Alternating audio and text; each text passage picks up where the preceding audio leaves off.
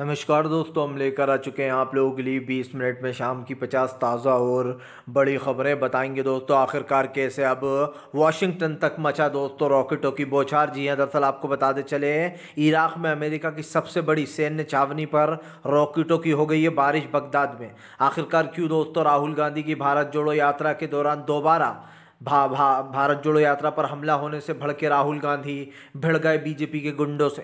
क्यों? आखिरकार अखिलेश ने बता दिया बीजेपी को लोकतंत्र के खिलाफ। आज राम मंदिर की प्राण प्रतिष्ठा के खिलाफ विपक्ष हुआ एकजुट। आपको बता दें मोदी सरकार को घेरा। और क्यों? आखिरकार दोस्तों ईवीएम पर मचा है बवाल। तमाम मुद्दों पर होगी बात, लेकिन उससे पहले अगर आपने अब तक हमारे चैनल को सब्सक्राइब नहीं किया तो जल्दी से कर लीजिए। पास में एक घंटी आएगी, इसको ज़रूर दबाइए ताकि हर वीडियो की अपडेट आप तक पहुंच पाए। दरअसल दोस्तों आपको बताते चले मच गया हड़कंप इराक में अमेरिका की सबसे बड़ी सैन्य छावनी पर दोस्तों रॉकेटों की बारिश। दिया बगदाद में वाशिंगटन तक मचा है हड़कंप। दरअसल आपको बताते चले दोस्तों जो अमेरिका की खास करके सबसे बड़ी सैन्य छावनी है उस पर भी अब रॉकेटों की बारिश कर दी है इराक ने। बताया जा रहा है कि फिलहाल वाशिंगटन तक मचा है हड़कंप। जिस तरीके से रॉकेटों की बरसात हो रही है दोस्तों, अमेरिका का उल्टी गिनती शुरू हो चुकी है। जगह जगह से अमेरिका को निकाल कर बाहर फेंका जा रहा है, चाहे वो इराक हो, ईरान हो या फिर दूसरे राज्य हैं मुस्लिम, वो लोग सब अमेरिका के तमाम लोगों को बाहर फेंक रहा है, उनके सैन्य अड्डों को भी तबाह कर रहा है। आपको बताते चले दोस्तों फिलहाल राहुल गांधी की भारत जोड़ो न्याय यात्रा पर दोबारा हमला होने से मच गया हड़कंप।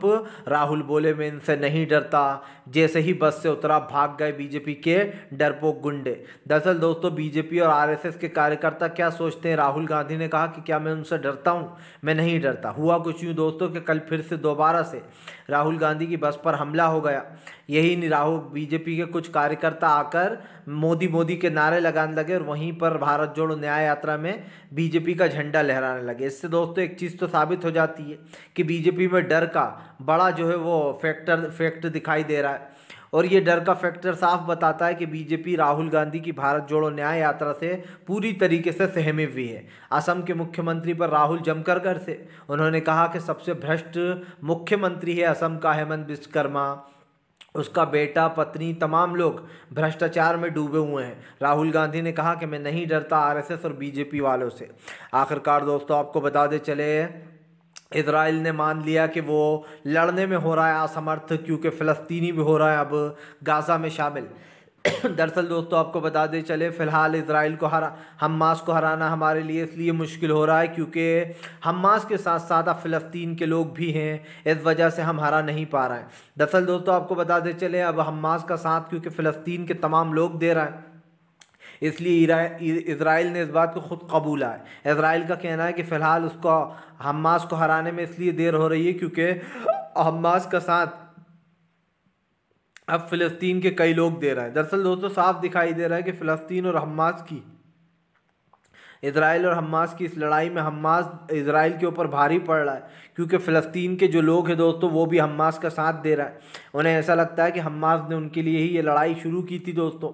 और आप समझिए कोई देश आगे नहीं आया था, लेकिन फ़लस्तीनियों का साथ देने के लिए हमास ने एक के बाद एक रॉकेट जो है दोस्तों बरसा दिए थे इजराइल के ऊपर। हालांकि ये कहना गलत नहीं होगा दोस्तों कि फ़िलहाल फ़लस्तीन को पूरी मदद करना चाहिए हमास की, क्योंकि फ़लस्तीन के जो वहाँ के राष्ट्रपति हैं उन्होंने कुछ नहीं किया ख़ास, इसीलिए लोग उनसे काफ़ी खफा भी हैं। आपको बताते चले दोस्तों फिलहाल भारतीय जनता पार्टी के ऊपर जमकर बरसते हुए नजर आए संजय रावत। कहा फिलहाल भगवान श्री राम का श्राप लगेगा बीजेपी को।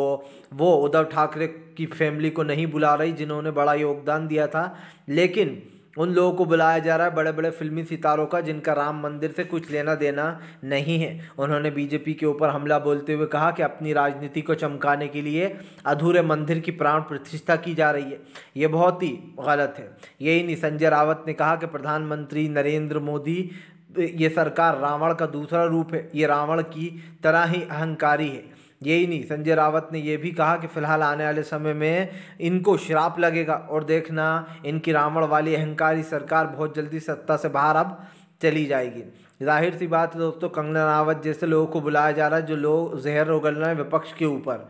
कंगना रनावत जैसे लोग, आपको बस सोचिए दोस्तों, कंगना रनावत जिनकी हैसियत ही क्या है, बॉलीवुड के हर एक इंसान को उल्टा सीधा बोलती रहती हैं, दिमाग से पैदल है कंगना रनावत, ये बाहर बात कई बार साबित हुई है। आपको बताते चले दोस्तों, फिलहाल हमास इजराइल की जंग के बीच में दोस्तों हूतीस का बड़ा बयान। हूतीस बोले इस बार चौतरफा घेरेंगे हम इजराइल को, चारों तरफ से करेंगे वार। दरअसल आपको बताते चले, हमास के समर्थन में हूतीस ने बड़ा ऐलान कर दिया। हूतीस का कहना है कि अब वो इजराइल को चारों तरफ से घेरेंगे। आपको बताते चले, हूतीस ने ऐलान किया है कि वो फ़िलहाल हमास के साथ इस जंग में खड़े हुए हैं। यही नहीं, हूतीस ने यह भी कहा है कि फ़िलहाल वो अमेरिका को, ख़ास करके इजराइल को चारों तरफ से घेरेंगे और चारों तरफ से उसको सबक भी सिखाएंगे। सीधी सी बात ये दोस्तों, इजराइल हमास की इस जंग में काफ़ी कुछ अब बदलता हुआ हमें नज़र आ रहा है। लेकिन एक चीज़ हमें देखने को मिल रही है दोस्तों, वो ये कि फ़िलहाल अब हूतीस ने खुलकर ऐलान कर दिया है कि वो हमास के लिए तीन तरफा जंग लड़ने वाला है और तीन तरफ से घेरेगा। उसने कहा कि जो लोग भी छुपकर तेल वगैरह, अभी तक दोस्तों क्योंकि कुछ अरब देश छुप कर बताया जा रहा तेल दे रहे थे इजराइल को, लेकिन अब ऐलान कर दिया गया कि अगर ऐसा कुछ भी दिखाई दिया तो इसका अंजाम अच्छा नहीं होगा, इसका अंजाम ठीक नहीं होगा, क्योंकि ये बदला लेगा दोस्तों इजराइल। जो है यहाँ पर दोस्तों सीधी सी बात यह, हूतीस लेंगे बदला। हूतीस ने साफ किया है कि अगर किसी ने भी मदद करने की कोशिश की इजराइल की तो इसका अंजाम उसको भी भुगतना होगा। सीधी सी बात यह है।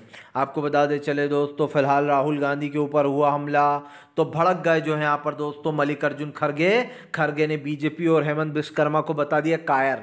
उन्होंने कहा कि ये लोग कायर हैं, कायरों की तरह पीछे से हमले करवाते हैं और अपने कार्यकर्ताओं को भेजकर राहुल गांधी की भारत जोड़ो न्याय यात्रा रोकने की कोशिश करते हैं। दरअसल दोस्तों अगर देखा जाए तो ये सब कुछ काम कायरों के ही होते हैं, पीठ पीछे कायर ही वार करते हैं। और इस वक्त दोस्तों बीजेपी के कार्यकर्ता नेता जिस तरीके से राहुल की यात्रा में घुसकर, आपने कभी देखा दोस्तों कि बीजेपी की यात्रा में कांग्रेस के कार्यकर्ता पहुंच गए हों और झंडा लहरा रहा हूं? आज तक मैंने नहीं सुना कि कांग्रेस के कार्यकर्ता बीजेपी की रैली में घुस गए।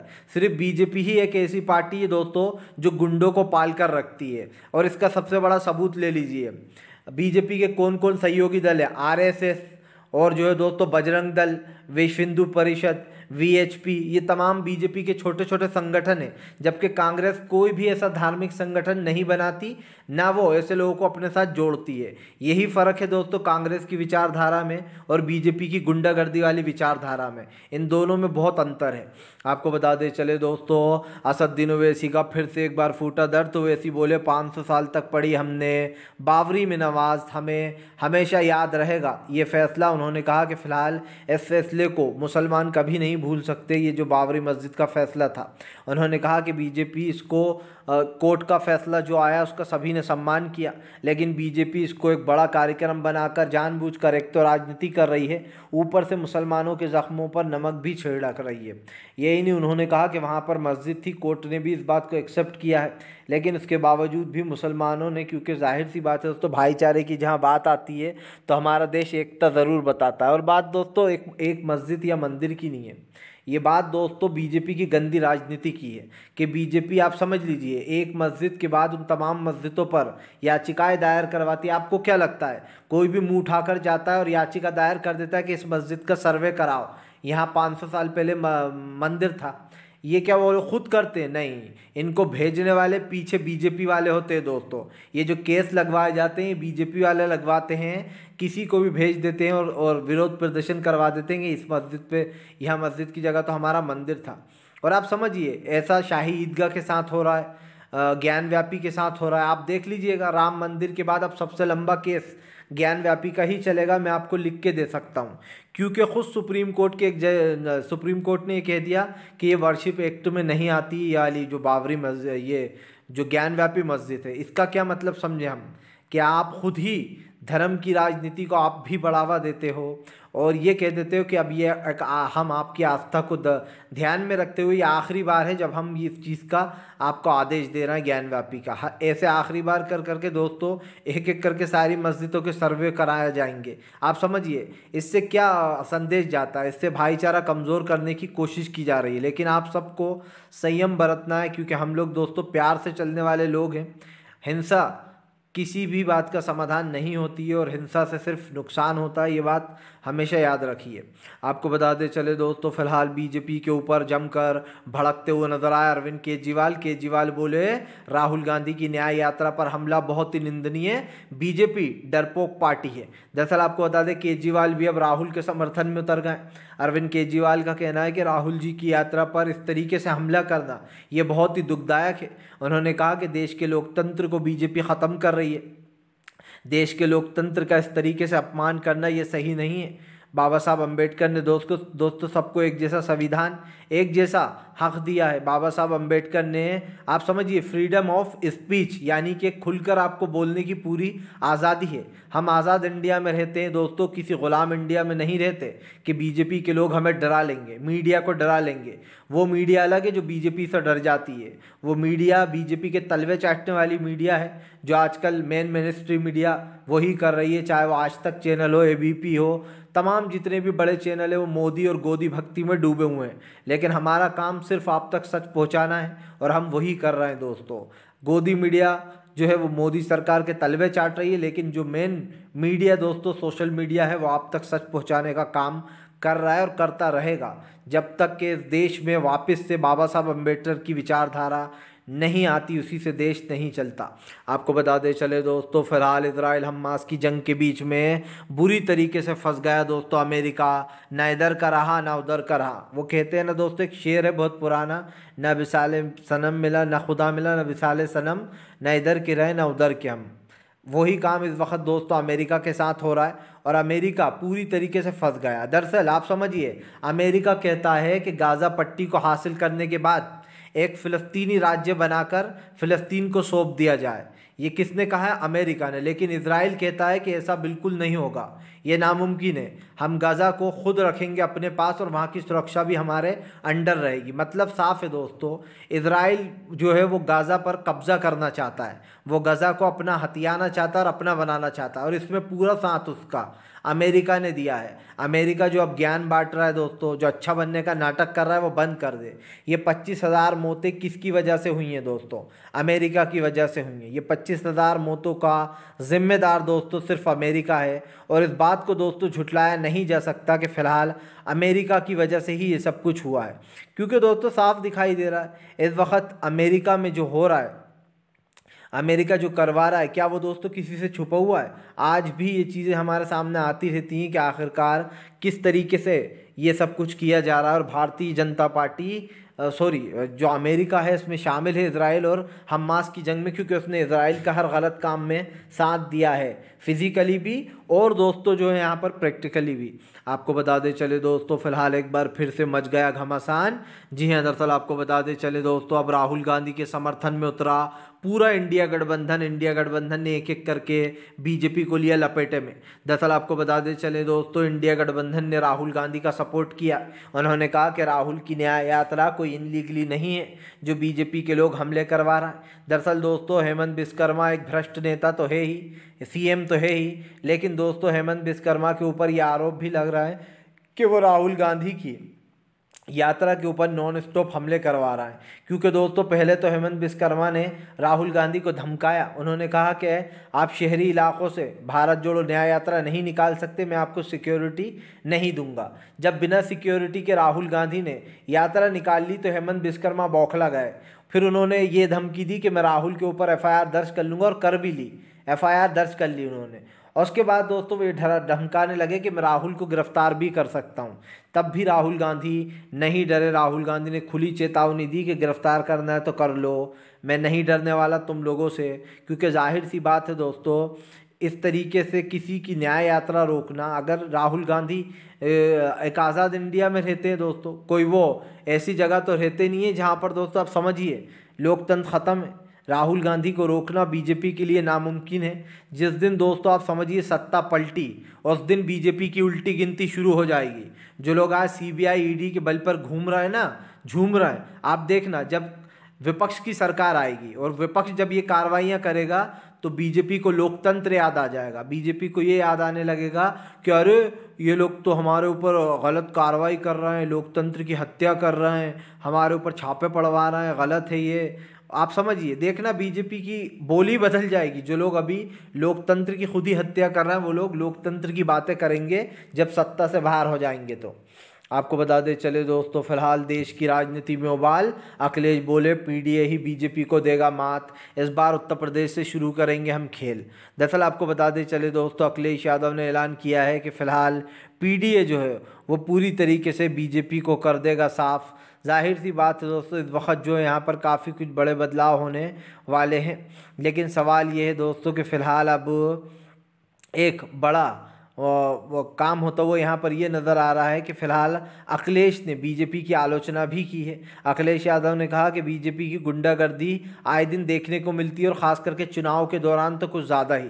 उत्तर प्रदेश में आप समझिए कई बार तो बेचारे जो नामांकन भरने वाले लोग हैं, जब टिकट बंटते हैं उस दौरान कुछ लोगों को तो बंधक ही बना लिया जाता है, उसको टिकट नहीं भरने दिया जाता है दोस्तों। ये चीज़ें भी हुई हैं कई बार उत्तर प्रदेश में। इसी को लेकर अखिलेश ने जमकर भड़ास निकाली और उन्होंने कहा कि आने वाले समय में बीजेपी सत्ता से बाहर जाएगी, इसलिए वो डर रही है। और उन्होंने कहा कि बीजेपी को डरना भी चाहिए, क्योंकि इस देश की जनता दोस्तों देख चुकी है कि आखिरकार बीजेपी कौन सी राजनीति करना चाहती है। और इसी राजनीति को लेकर ये बड़ा खुलासा अखिलेश यादव ने जमकर भाजपा पर हमला सा बोला और बीजेपी को आड़े हाथ भी ले लिया। आपको बता दें चले दोस्तों, प्रधानमंत्री नरेंद्र मोदी के ऊपर एक बार फिर से फट पड़े जो है यहाँ पर राहुल गांधी बोले बीजेपी देश में सिर्फ नफरत फैलाना चाहती है। वो भाई को भाई से, एक जात को दूसरी जात से, एक धर्म को दूसरी धर्म से लड़ाने का काम करती है। राहुल गांधी ने कहा कि फ़िलहाल मैं मोहब्बत की दुकान खोल कर रहूँगा। बीजेपी कितनी नफ़रत फैला रहे, मैं देश में तब तक प्यार फैलाता रहूँगा जब तक कि बीजेपी की नफ़रत ख़त्म नहीं हो जाएगी। राहुल गांधी ने कहा कि फ़िलहाल बीजेपी की सिर्फ एक ही राजनीति है, देश में गरीबी, महंगाई, बेरोज़गारी फैलाते रहो और नफ़रत के बल पर राजनीति में बने रहो। क्योंकि दोस्तों अगर देखा जाए तो बीजेपी की राजनीति हिंदुत्व के इर्द गिर्द ही घूमती है। आज से नहीं माना जाता है, लाल कृष्ण आडवाणी के टाइम से, उससे पहले से भी हिंदुत्व के बल पर बीजेपी राजनीति कर रही है। खास कर एक चीज़ का और इस चीज़ का ध्यान रखा गया दोस्तों कि बीजेपी ये चीज़ कब से कर रही है। ये बात नहीं है कि आज से ये चीज़ें शुरू हुई हैं। बीजेपी की ये राजनीति बहुत पुरानी है, लेकिन नरेंद्र मोदी के सत्ता में आने के बाद हिंदुत्व को इतना बढ़ावा दिया गया कि देश में नफ़रत फैला दी गई। और इस देश में आप समझिए भाईचारे को ख़त्म करने की हर मुमकिन कोशिश की जा रही है, ताकि एक तरफा बीजेपी को वोट मिल जाया करें सिर्फ हिंदुत्व के बल पर, चाहे वो काम करें या ना करें, मान लीजिए रोज़गार दें या ना दें, बीजेपी को लोग सिर्फ हिंदुत्व के बल पर वोट दे दें। और मुझे ये कहते हुए दोस्तों आशंका नहीं है, हमारे देश में कई ऐसे लोग हैं जो बीजेपी के बहकावे में आ चुके हैं, जो सिर्फ इसी बल पर बीजेपी को वोट दे रहे हैं कि वो हमारी रक्षा कर रही है। जबकि आप समझिए इंडिया में मुसलमानों की संख्या महज 20% होगी दोस्तों, 20 से 30%, और हिंदू भाइयों की 70% या 50%, और बाकी 20% दूसरे धर्म के लोग। तो आप समझिए उसके बावजूद भी इस तरीके की बातें फैलाई जाती हैं। इससे साफ दिखाई देता है दोस्तों कि देश में एक अलग राजनीति चल रही है जो सिर्फ धर्म के नाम पर बीजेपी खेलती है। इसी को लेकर सीधी सीधी हमला बोला है राहुल गांधी ने बीजेपी के ऊपर। आपको बता दें चले दोस्तों, ममता बनर्जी ने नहीं लगाया मोदी सरकार का फ़ोटो तो बीजेपी ने निकाला ममता बनर्जी से बदला। दरअसल दोस्तों मोदी जी चाहते हैं कि उनका फ़ोटो हर जगह लगा दें।